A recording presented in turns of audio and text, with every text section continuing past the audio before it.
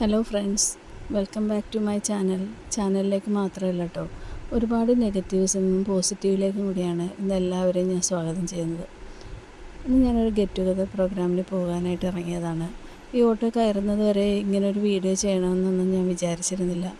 യാത്ര തുടങ്ങിക്കഴിഞ്ഞപ്പോഴാണ് ഈ യാത്രയ്ക്ക് വേണ്ടി ഞാൻ ഫേസ് ചെയ്ത പ്രശ്നങ്ങളെക്കുറിച്ച് നിങ്ങളോടുകൂടി പറയണമെന്ന് വിചാരിച്ചത്.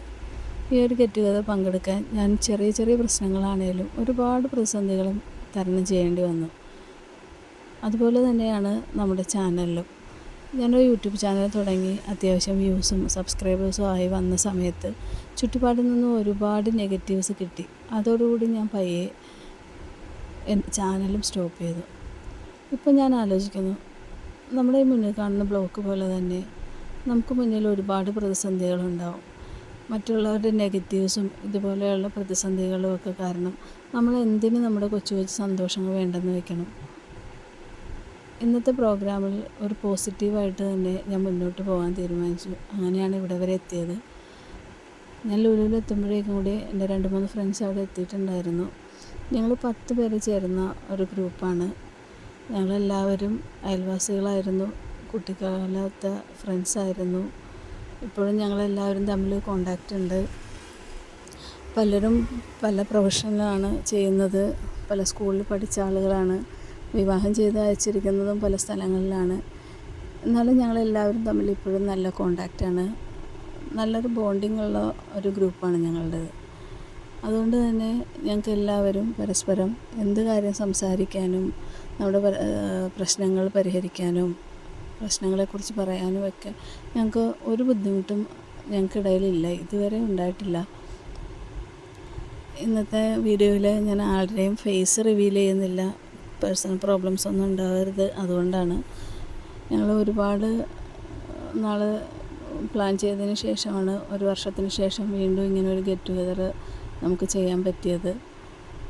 ഞങ്ങൾ ലഞ്ചിൻ്റെ സമയമായപ്പോഴേക്കും കൂടി ഹൈപ്പറിൽ നിന്ന് കുറച്ച് ഫുഡൊക്കെ വാങ്ങിച്ച് ഞങ്ങൾ ഭക്ഷണമൊക്കെ കഴിച്ച്.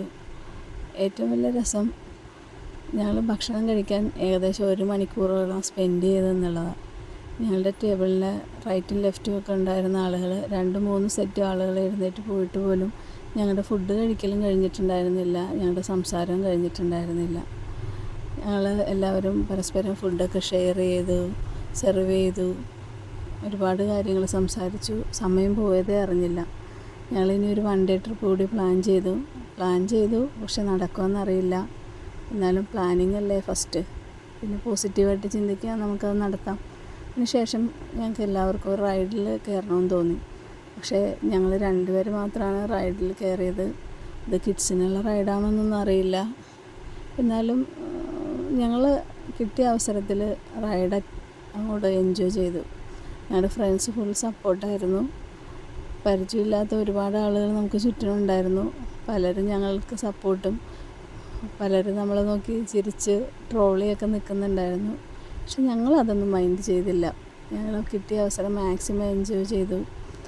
അതിനുശേഷം ഞങ്ങളൊരു 3D കാണണമെന്ന് വിചാരിച്ചു. ഞങ്ങളെല്ലാവരും കൂടി 3D കണ്ടു.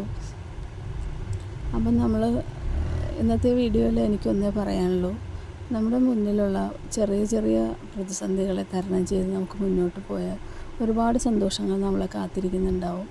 ഇനിയിപ്പോൾ ഞാൻ എൻ്റെ വീഡിയോസും ചാനലും കണ്ടിന്യൂ ചെയ്യണമെന്ന് ഇന്നത്തെ ഒരു ദിവസം തീരുമാനിച്ചു. അതുകൊണ്ടാണ് വീഡിയോ എടുത്തത്.